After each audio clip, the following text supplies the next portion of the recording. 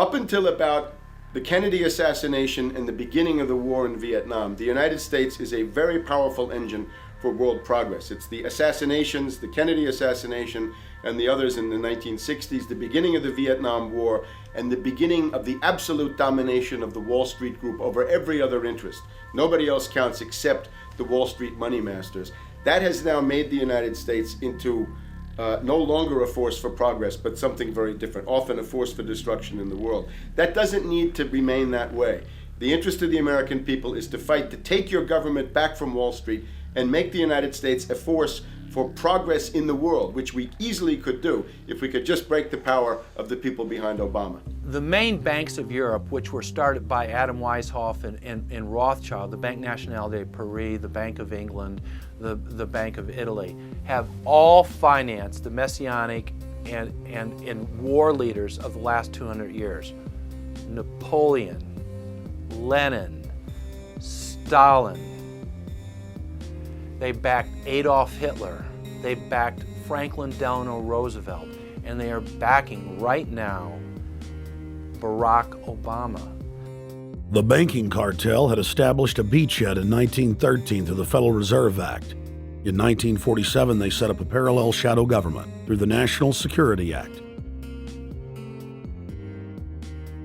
From 47 on, the national security state began the long process of absorbing federal and state bureaucracies, while at the same time undermining the constitutional power of Congress and dominating the executive branch. By controlling the issuance of currency and credit, the private Federal Reserve was able to buy up most of the Fortune 500. And if a company wouldn't sell, the bankers would unleash federal regulators to run them out of business. Private central banks in Europe, the United States, and England took taxpayer money and loaned it at over 30% interest to third world nations. The bankers would then bribe the leaders of those countries not to pay back the loans. Their third world puppets would sign agreements stating that when the country defaulted, the banks would be given all the natural resources and infrastructure of the once sovereign lands. But worst of all, the countries would pledge future taxes paid by the people in perpetuity as profit to the private banks. By the year 2000, there were few nations that had not fallen to the designs of the money power. The globalists were now ready to start their final phase of world government takeover, the destruction of the Western nations' economies.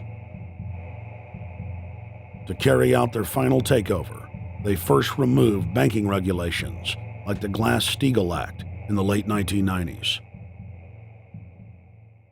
This allowed their front companies to issue unlimited credit to the world and to set up colossal Ponzi schemes, the likes of which the world had never seen.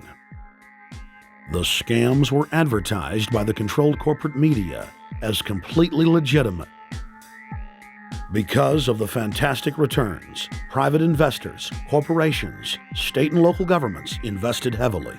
They had taken the bait, hook, line, and sinker. To destroy confidence, in late 2007, the bankers themselves began to badmouth the scams they had created. Next, the central bankers cut off the tsunami of fiat money that they had been using to pump up the bubble. When Congress and the public refused to write the finance oligarchs a blank check, the bankers began to engage in financial terrorism. They said that the world would go into another Great Depression unless their demands were met, further destroying confidence. The stock market instantly had its biggest one-day loss in history, but even that wasn't enough to force Congress to capitulate to the offshore banks. Senator Inhofe of Oklahoma and Congressman Brad Sherman of California, amongst others, told the world that the entire Congress had been threatened with martial law by the White House and the Treasury Department if they didn't pass the so-called banker bailout bill. The only way they can pass this bill is by creating and sustaining a panic atmosphere. That atmosphere is not justified. Many of us were told in private conversations that if we voted against this bill on Monday, that the sky would fall, The market would drop 2,000 or 3,000 points the first day, another couple thousand the second day, and a few members were even told that there would be martial law in America if we voted no. That's what I call fear-mongering. Unjustified. The final version of the bill was kept secret from the Congress until minutes before the vote on October 3, 2008. The Federal Reserve had promised total transparency, that every dime would be accounted for. To Democrats and Republicans who've opposed this plan, I say, step up to the plate. Let's do what's right for the country at this time, because the time to act is now.